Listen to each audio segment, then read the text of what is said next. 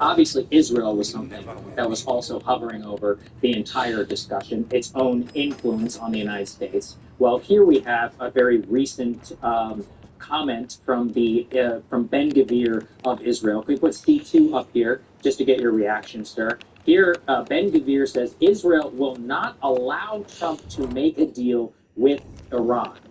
And this here you have a member of the literally Israeli government of the security cabinet saying that they will not allow the United States to pursue this deal with Iran in the midst of all of these negotiations and firing and continued alleged ceasefires. What do you make of that comment? Well, it's very important to understand that the deal that will be cut, assuming we get a deal, will be a disastrous deal for Israel. Israel started this war with a number of goals. None of them have been achieved. And furthermore, Iran is going to end up controlling the Strait of Hormuz. Furthermore, it looks like, if the deal is cut, that Iran's economic future looks much brighter than its economic past. This is disastrous for Israel. And Israel wants to do everything it can to undermine the deal. This is why the Israelis bombing Lebanon. Single malt. Usually I'm way they have undermined any deal. And what Ben Gvir is basically saying is, we don't like the deal at all. It's disastrous from our point of view, and we will make sure there is no deal. And I think he is in effect saying that, we control the United States and we'll make it impossible for Trump to strike a deal. Do you think that they will succeed in that? Not only do you have, escalated bombing in Lebanon, we can actually put this New York Times tear sheet up on the screen, that the Lebanese are resigned to a long war. Even if the U.S. and Iran do make a deal, this is something that the Iranians have said from the beginning is unacceptable to them, that they want the war to end on all fronts. You also have Trump making some wild statements threatening to blow up the Omanis if they, do anything to have control or share control of the Strait of Hormuz. You have an entire neocon freakout here in the U.S. of all sorts of influencers, people who, had the ear of the White House saying, no, you can't stop now. This would be too disastrous, etc. So do you think that we are close to some sort of, true conclusion to this war? You want to understand that we're talking first about getting a ceasefire in place and opening the straits. That's the first step in the process. And then once that's done, you'll have negotiations on the nuclear issue, on the Strait of Hormuz, on sanctions, on reparations, on missiles. There are just all sorts of issues floating around in here that have to be dealt with. A lot of moving parts in slightly different language. But up front, what we're trying to do now is just create a meaningful ceasefire. And that means, again, shutting down the war to include Lebanon and opening the strait. And the problem is that the Israelis do not want us to stop the war in Lebanon. And they don't want us to stop the war in Lebanon because they want to conquer territory in Lebanon. They want to defeat Hezbollah. But also because they see that as the ideal means for undermining any kind of agreement. And they don't want an agreement. The Israelis want to go back to the bombing campaign. They want the war to restart again in a meaningful way. And of course, President Trump doesn't want this at all.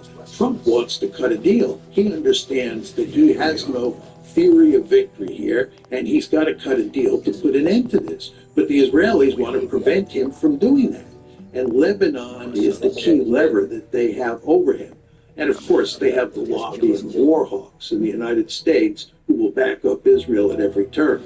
Yeah, Professor, one of the things that we were really shocked by this morning was this comment from Trump saying that he was threatening to blow up Oman if they do not abide by U.S. demands of opening the Straits of Hormuz. Let's take a listen. We'll get your reaction. Bill shouldn't slow tariffs down. We're here to help. Just upload your bill and we pay your bill now and you pay later. It's that easy. Now, the strait's going to be open to everybody. It's international waters. Goddamn, I was right about you, wasn't I? We're going to watch over it. We'll watch over it because nobody's going to control this part of negotiations second I that they would like fucking to. saw So you at the country nobody's club. going to do it. International waters and Men like us were just wide just like open. everybody else, and we'll have to One blow thing them we up. know. They understand that. They'll be fine. One thing we're good We'll at. have to blow them up. I mean, how is this going to affect our regional alliances? We've done so much damage to our regional alliances already, number one. And number two, This Trump won't be the just last talks time we like see this each other. all the time, so that it's not as shocking as one would find it to be, someone like President Biden or President Bush would say things. I mean, this is part of the course of the president. So I think it's kind of analysis that doesn't matter. Everybody should just roll their eyes, just like everybody else in the United States and in the Gulf did. The fact is that we're in deep trouble in the Gulf. Before the war, on February 27th, it looked like we had a formidable alliance structure. We had bases all over the region, and our allies, our Gulf allies, all thought that we would provide security for them. They thought that our security umbrella that was over their heads was a reliable one. But the events since February 28th have shown that that was not the case, that the United States could not protect them, that those U.S. bases in the region were vulnerable, and that moving forward, they have to think seriously about how to provide for their own security and not rely on the United States in any meaningful way, because they have now seen what happened when they relied on the United States. They got clobbered. And there is always a threat these days that they'll be eliminated as functioning countries if the war really heats up and the Iranians go after the desalination plants and their energy infrastructure. Hey, if you like that video, hit the like button or leave a comment below. It really helps get the show to more people. And if you'd like to get the full show ad-free and in your inbox every morning, you can sign up at breakingpoints.com. That's right. And the full show helps support the future of independent media at breakingpoints.com. I told Sal this fucking casino would be the end of it. Very excited now to be joined by our friend of the show, Professor Jeffrey Sachs. Yeah, Good to see you, sir. turning on it, doesn't it? Great to be with you. I wish it was under better circumstances. You know who I am, son? Guessing you're Leo Galante. Take a little walking with me. Probably no surprise, but the rest of the commission wants you dead. You and anybody else that had anything to do with this. What happened here was between me and Marcano. I understand that, son. We all do. But this business makes you paranoid, irrational. They see Sally a pile of shit. They start wondering if someone's gonna serve them a plate of their own. So you're here to decide if you're coming after me. No. I'm here to deliver a message. You made your point, son. This all ends right here. Right now. I got no quarrel with y'all.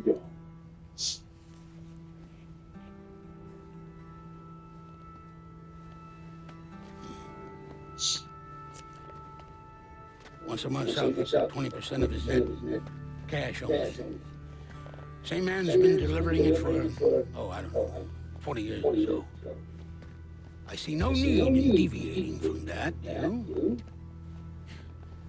No, sir.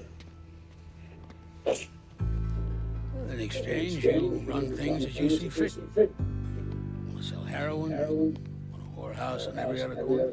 Makes no fucking difference to me. The only thing that matters is 20%. And what if I decide to walk away? Leave all this behind? And this will be the last time we see each other.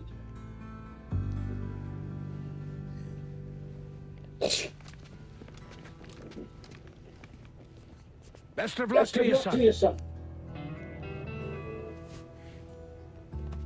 I'm 20%.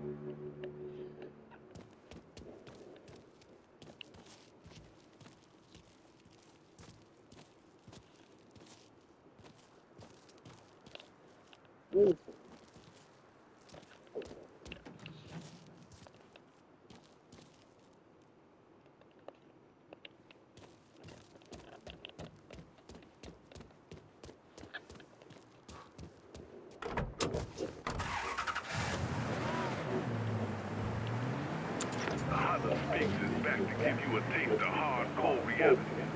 Since the beginning, our primary goal has been to remind you, Bordeaux, about the reality outside your door, outside your neighborhood, to remind you that we are a city. And when one of us is wrong, all of us are wrong. When one of us is misrepresented, we all misrepresented. None of us know how long we got. Best make good use of right now. And right now, I want to talk to the young bloods out there. These words I'm laying out are for the teenagers, college students, our next generation of leaders. Those unfortunate folks out there, us old fuckers are leaving behind to clean up all that shit we've been piling up. First of all, let me apologize.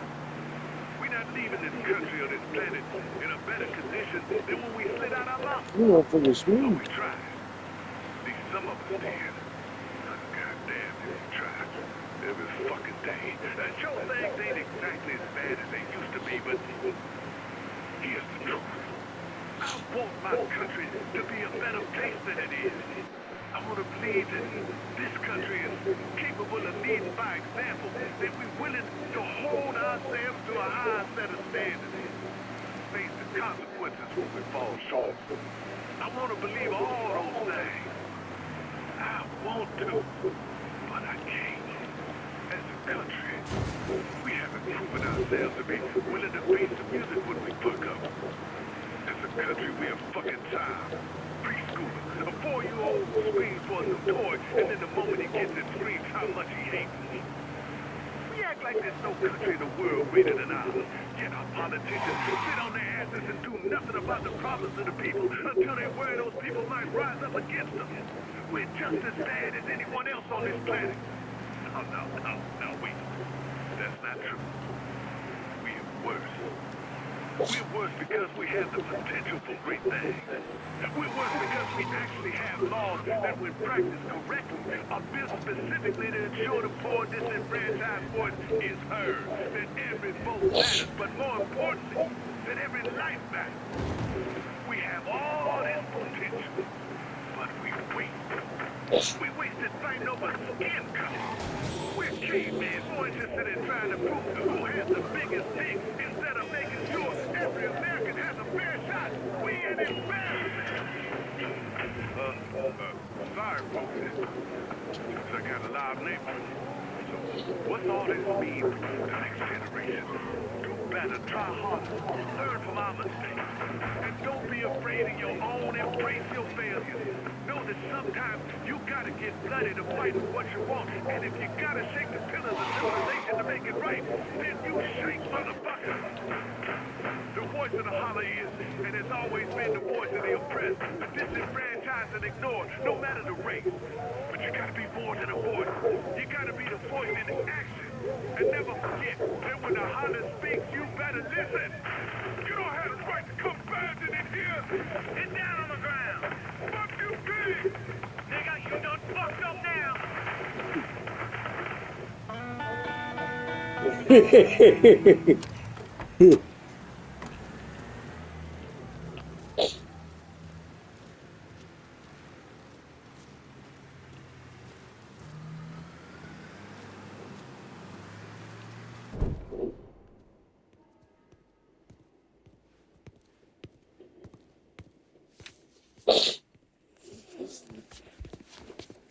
Is he dead?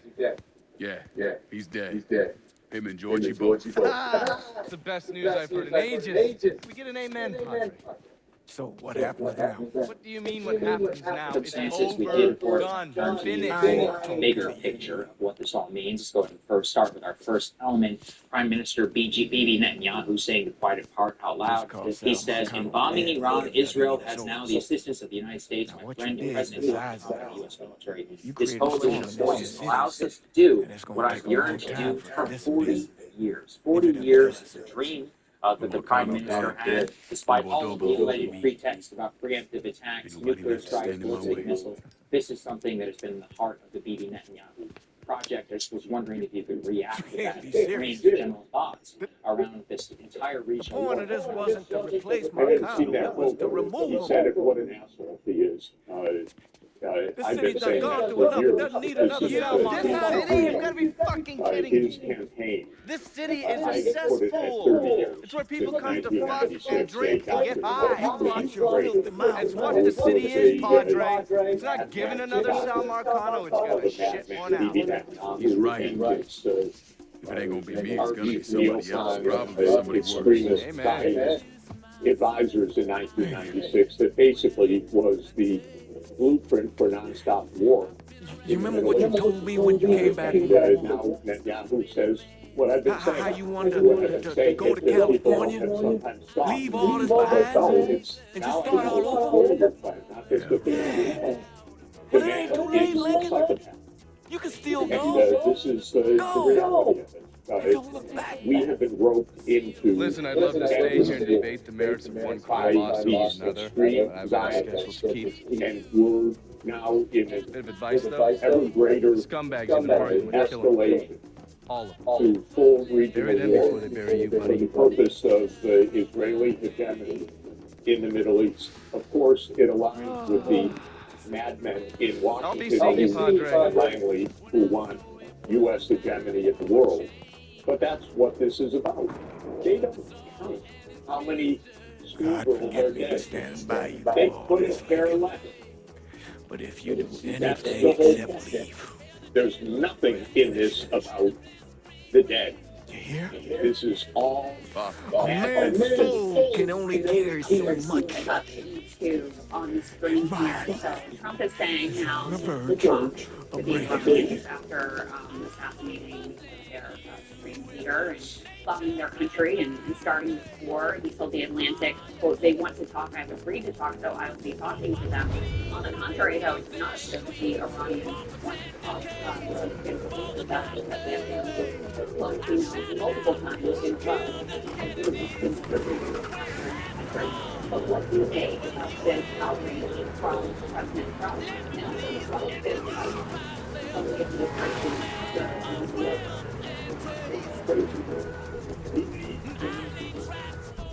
but he's crazy, or he's psychopathic, or it's what's called the dark triad personality, extreme machiavellian, inability to understand anything on the other side of everybody.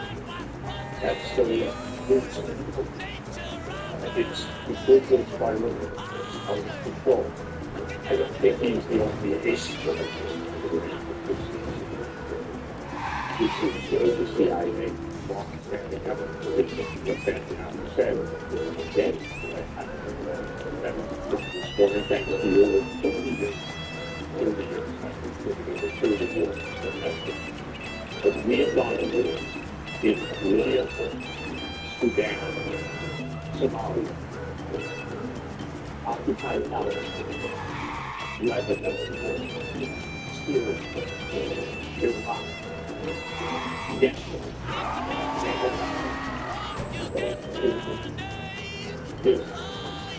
it's really to lose over and we got and millions dead. But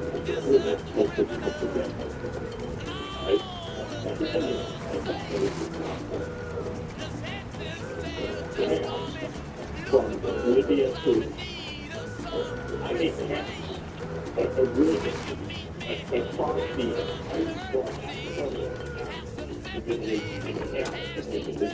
it's Zion and the U.S. complicity and the delusion control. How many wars will we get into? But, interestingly, 2 points. One, the American people see through Ain't you this just a goddamn prince of perfect fucking They're timing? completely against it. What could possibly make you think I'm Trump, not? You got them cars to asked say for? that Trump lies Yeah, I got 'em. is Good. sound like an idiot. There's no Of course, any Trump boats. lies every time he The opens fuck does his the mouth. IRA want with boats? But The IRA his comes knocking at your campaign door, you don't ask was questions, about just do it. doing Otherwise you'll wind up with your pecker jammed down your own throat, He's a puppet. which from what I hear He's ain't a as puppet much of the fun as it CIA and seems. a puppet Besides, of it ain't like Miriam you're not getting the and healthy a piece of the puppet action. of Bibi This shit ain't Netanyahu. adding So he's a up, puppet. and it makes me nervous. I More don't like being blackmail nervous. or something. We're partners, lassie, So this but is you one don't of run them. everything in me The fucking American life. people are I got completely against concerns that stretch outside and of as what the we're doing. You talking about Nikki? Last Is this Friday. IRA shit The about to American blow back people on her? are on the side of the That will Palestinians. not happen. Just so we're This clear, won't if make Nikki gets complete caught in the sense. crossfire of your shitty life Citizens choices, of puking in the Manhattan, fucking sink will be this like your is Sweet now 16 compared to what I'll do to you. remote Your way sweet words are getting me all hard now. But you have my rational, word. No harm will come to Nikki on deliberate, account of any of this. legal, So it's both now. honest, Aye. aimed at our security. It's aimed at the delusion of complete control. Kickback yet. Yeah, well, yeah. Need my kickback yet, It's a beautiful motherfucker. thing, isn't Madmen it? have tried for millennia. We're just the latest in this, but it comes to a very bad end. And I think that we're seeing that all right now, especially with people like Lindsey Graham at the forefront. Why don't we take a listen to his comment about what the future of the job should look like? Sounds a lot like what we have more people in the line. Let's take a listen. In a social media post Sunday, President Trump wrote this, quote, hopefully the IRGC and police will peacefully march with the Iranian patriots and work together as a unit to bring back the country to the greatness it Kickback deserves. first. His hope connection for the future of the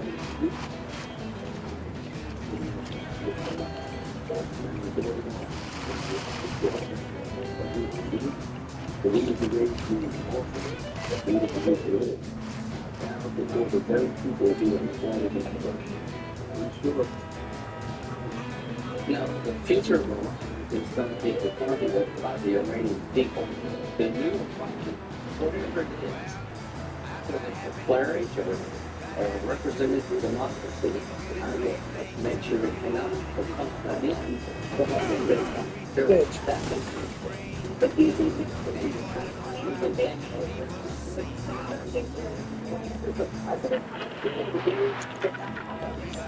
no, it's not his job or my job to do this. I think I'm trying to say our job is to make sure Iran is no longer the state-sponsored terrorism, to help the people reconstruct a new government and no boots on the ground. We don't all we just start there and break it. I don't know why that we did. It's in America's interest to make sure the United Public is dead. He doesn't buy that you break it. And he says, he dodges the question there about any sort of plan that's currently in place. As you were saying earlier, it seems now like a real roadmap. Literally, there are a lot of you talking. I just have to read you this quote from the Secretary of Defense. This is not a so-called regime change war, but the regime sure they change. This is what we're dealing with. Secretary of War from that perspective. So I think that we have war. I've spent decades bemoaning Bibi Netanyahu in great thinking that Lindsey Graham was the stupidest person in Washington on file. That's a very Oh, his mother. 30 years without gas and other people. And how he also says something that no, I would like the American people to understand. We need help. Any available units report to the hit run downtown. Response requested. Destroying Iran now for 73 years after it was in 1953 when the CIA and MI6 overthrew the democratically elected and popular government that trying to destroy Palestine. And they did it because most of that deadline was complete audacity to say that the oil that belonged to the American people, which was very far too the CIA who knew full well that the oil All units, search is called off. Repeat, so they abandoned search. overthrew Return to patrol. there was a quote successful regime change operation with a police state. Police state led by the incumbent in 1970, he was overthrown in revolt against the decades of an American police state, and his government made him power. Immediately, the United States, Iraq, to kill hundreds of thousands of Iranians against the Iraq war between 1980 and 1988. Saddam Hussein was our guy. He was the CIA's guy. Of course, when the CIA is done with you, they kill you. So Saddam became the worst enemy of the United States soon afterwards, after he had done the bidding of the United States for years. Since then, it has been, actually now I know it's since 1986, it's been Bibi Netanyahu's dream to overthrow the Iranian government. I always counted it as 1996. But the United States has been using every subterfuge, covert operation. It has been using assassinations, economic warfare, crushing the Iranian economy ever since. The Iranians have said all that time they don't want a nuclear weapon. Bibi Netanyahu, who is a psychopath, said in 1996 they're weeks away, days away, months away. And he's been saying that for 30 years. For all I know, he's been saying it for 40 years. He is a blatant, blatant genocidal liar. I hope I'm being clear. This is, we're dealing with something absolutely dangerous in this world that is running our country. So it's extremely dangerous. The Iranians did not want a nuclear weapon. The religious leader who they just assassinated was the one that said no nuclear weapons. It's against Islam. So kill him. It has nothing to do with nuclear weapons all this time. The Iranians reached out constantly to negotiate. And in 2015, they concluded an agreement with the United States, Britain, France, Russia, China, and Germany, the P5 countries plus one, called the Joint Comprehensive Plan of Action. And it put Iran strictly under UN supervision in the International Atomic Energy Agency. Bibi Netanyahu had a fit because he wanted to overthrow the government. He did not want peaceful relations with a non-nuclear Iran. So Donald Trump, who is a puppet of our CIA, Mossad, and Miriam Adelson and the rest, ripped up the JCPOA in 2018. That's the story. Then they bombed one of Iran's nuclear facilities. And by the way, during the period from 2016 to 2018,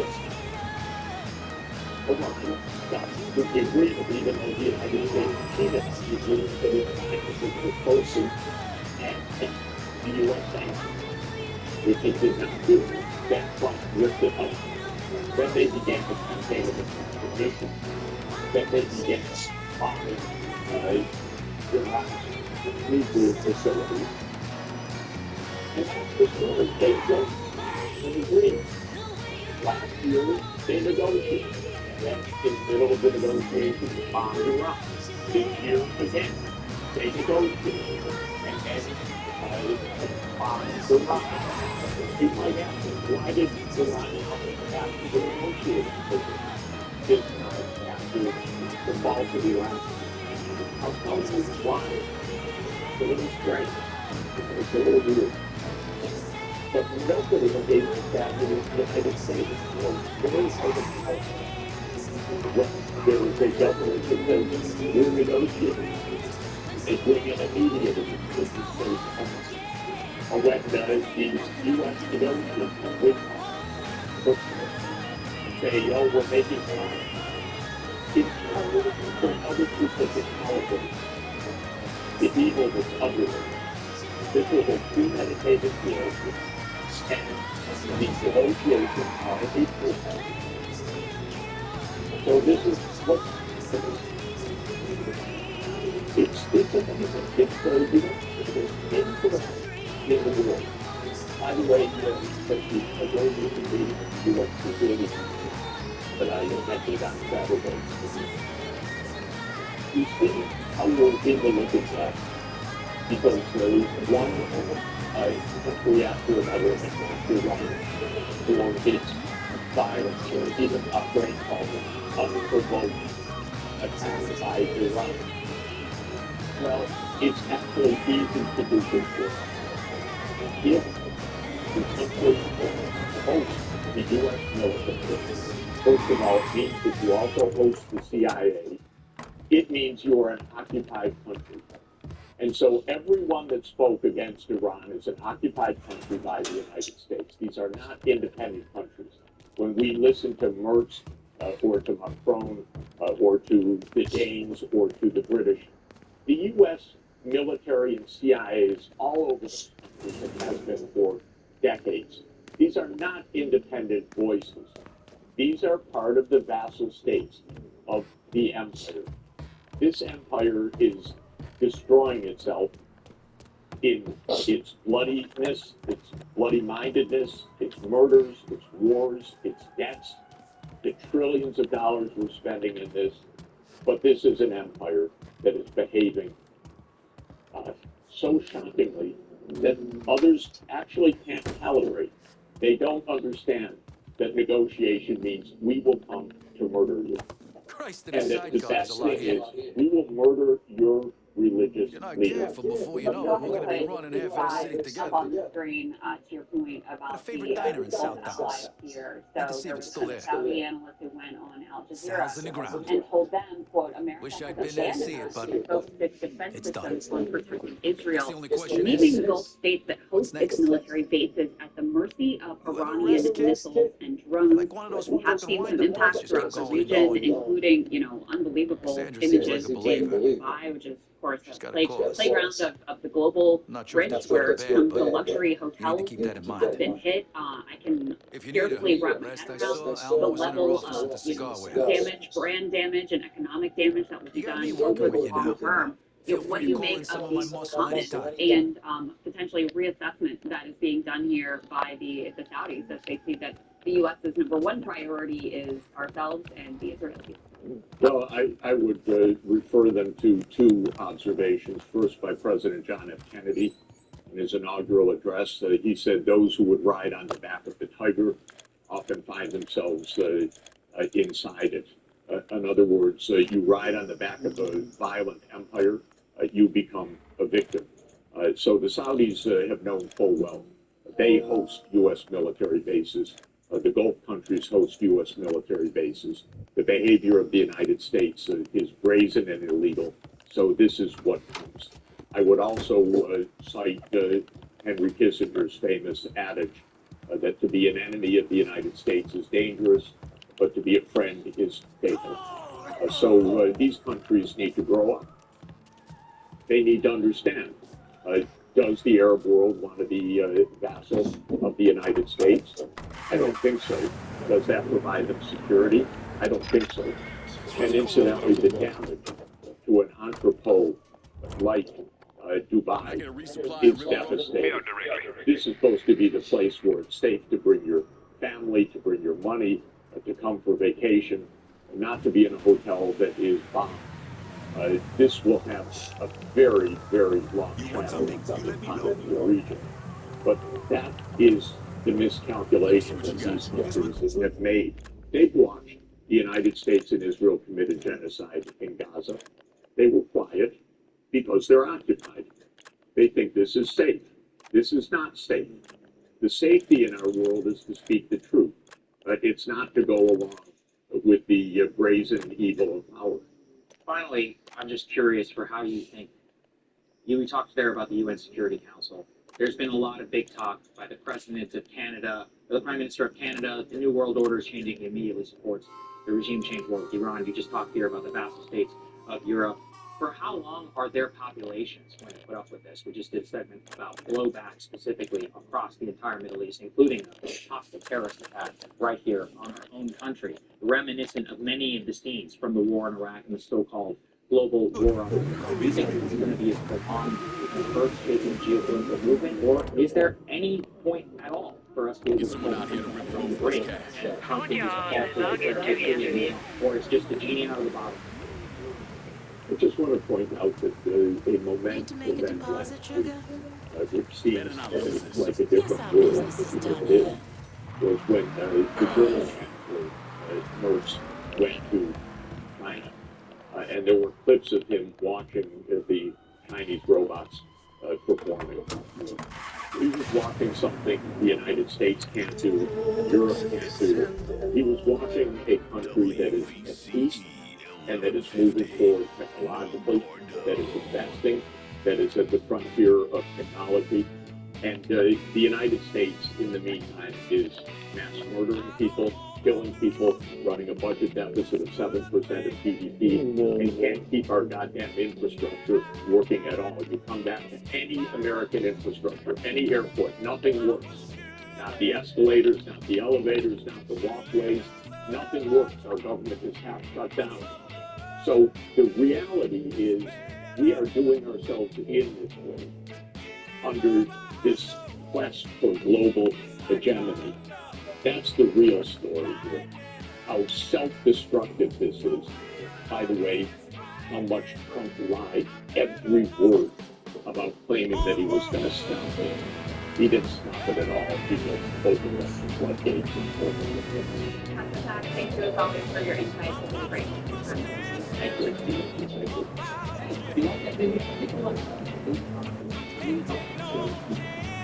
If you'd like to get the full show free and in your inbox, you can sign up for influence.com. That's right. Full show free.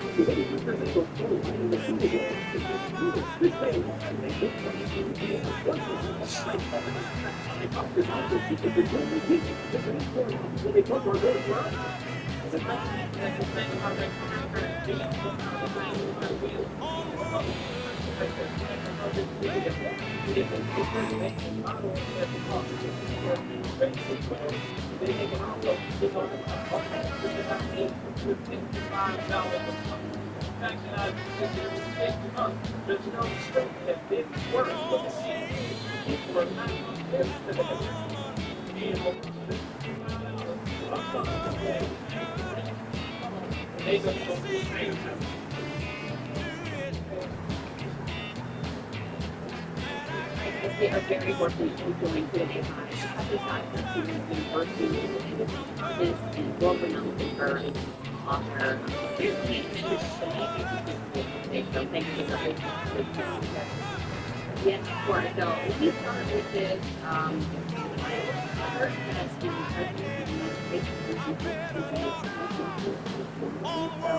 Here we go. It says, decided not to give me the Nobel Peace Prize in 8 words of life. I no longer feel an obligation to securely peace over what we policy predominant technology about the good accomplishment made in America. Denmark not respect from Russia and why people think Russia owns the land. There are no written documents. It's only that both lands there 100 years ago. But we have both land and also. More for me, the certainty.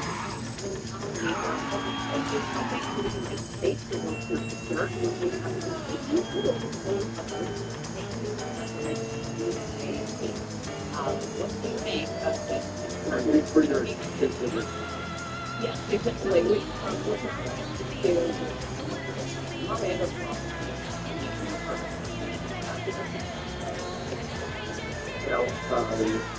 I think it's terrifying because either it's insane or we don't know this. But either way, it's terrifying. I think this is serious. Our president, we have lost our country, our system, and our state. He is a total with everyone's maniacal tendencies already, and over the edge, which I think is perfectly possible, though I'm not a psychologist. This is also something that we're seeing, somebody who is decompensating in front of our eyes. We had a president last time who collapsed on the job. Maybe it's happening again. Again, I have to say this is so strange, wild, nuts, that it's not something that grown-ups in normal behavior would do under any circumstances. After all the bullshit, it's almost impossible for me to wrap my brain around the fact that we actually did it.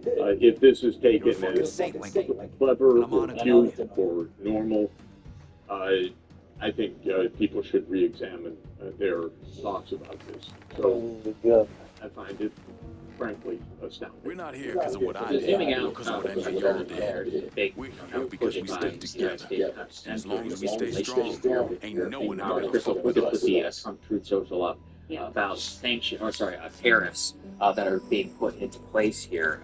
President Trump saying we subsidize all countries and the European Union, etc. I will, But he stick wasn't to content the just to run the so city. tariffs He increased to expanded out across 10% the South, on Florida, Denmark, and even the Greece, Carolinas. France, Germany, the UK, So much Finland, money and the coming tariff will be in, and increased he's to been 25% beginning He spreads on it around, makes sure first the right time for people Denmark get paid, to give stay back to paid. Greenland. So when we're talking here a little bit about the city's relationship favorite with son. the European powers by the United States, and in the broader Rebuilding context the of Hollow. Greenland, I think is Buying important. up I don't Frisco think Field, any of this would reopening the theme happen park, without all the that money and the goodwill. great He thinks concern it's on made him untouchable, but Venezuela, no one and in particular, Midnight Hammer. Those might seem have to have plastered really his name been across a few the schools and president hospitals. and his Made team. The United donations States to a can truly charity be, here and the there, but world's nothing superpower and absolves can him of his respond crimes. this way in any That's why I sphere agreed to of the do world this in documentary. its demands. I want to shine What a do you light think on the the real effects Lincoln of this Clay. type of strategy and beliefs in the White House could wreak in terms of the international situation? Prostitutes, you name it. Made a dollar. He was involved. Seeing him on the news, fronting around. Sometimes I think he should have died over in Sammy's with all the rest of them. So can be many things. That'd be Again, if this gang continues to pursue this course, this is not the will of the American people. This is not the will of Congress. This reflects no constitutional process whatsoever. This is gangsterism. And gangsterism generally ends in shootouts. So I think that this is a perilous and reckless course. And Europe, sadly, became essentially a vassal of the United States over the past 30 years in any event. So it barely can utter a word in its own defense. They're scared of their shadow.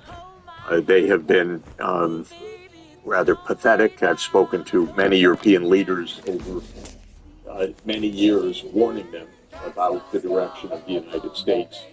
It's not only Trump. Trump is doing it in a crazy way, but this also reflects the kind of thuggery that the United States has been on for a long time. And now it seems completely unhinged. And of course, we're going to see whether any European power can actually express honest view. But they're getting close. The German government has said that Greenland is a very bright red line. The French government, at many different levels, foreign minister and president have expressed this will not tolerate it. Britain, which is, of course, I think the delusion of the Soviet country that's been true for many, many decades, was able to utter that this is acceptable. By British standards, that's quite remarkable. We should understand, by the way, that more important things are happening in the world than this in many ways. A couple of days ago, the Prime Minister of Canada was in Beijing, and Canada and China signed a strategic partnership. Very interesting, because for Canada to do that reflects the fact that they understand that the United States has gone loony, has really completely left any kind of normalcy. I'm very happy that they have normal relations with China, but to declare it a strategic partnership, which I perfectly understand, and I commend the Premier of Canada for doing it, shows what Trump is actually doing. The idea that they're on a sugar high because they're succeeding one thing after another, I think is fundamentally wrong. It's, of course, what's pumped up hour to hour on Truth Social. But I think nothing has been accomplished except to put the world on notice that the United States is out of control from any legal restrictions and any normal restrictions. Of course, I think this puts much of the world on high alert. We are in a nuclear world. The United States is not alone in power. It is not invulnerable. It actually rarely gets its way. The United States does not run Venezuela, by the way. They kidnapped the president. They killed some people. They don't run anything. They've commandeered a few ships. But nothing is settled on that score. There is no way that the United States is going to own Greenland. It's not going to happen, although the United States may claim it. So it could absolutely one day claim that Greenland is the United States, and I think that that's actually likely by Trump. But that will not make Greenland part of the United States. It will make the United States an invader of Europe. That will dramatically change the scene. So I don't really feel that this is in any way a demonstration of the United States being a superpower. I view it as a delusional, unchecked period, and I can't really say myself whether it is a mental instability of a president or gangsterism that is premeditated and but thuggishness just on its own. It is not strategic. It does not increase America's wealth or safety or security or the economy or anything else. There's nothing that's happening right now that sticks in a meaningful way for the benefit of MAGA or the benefit of the American people or the security of the American people or anything else. It's a lot of it's a lot of performance. It's a lot of rather insane boasting and threatening and bombing, but nothing that's happened, in my view, has any consequential benefit of any sort for the American people.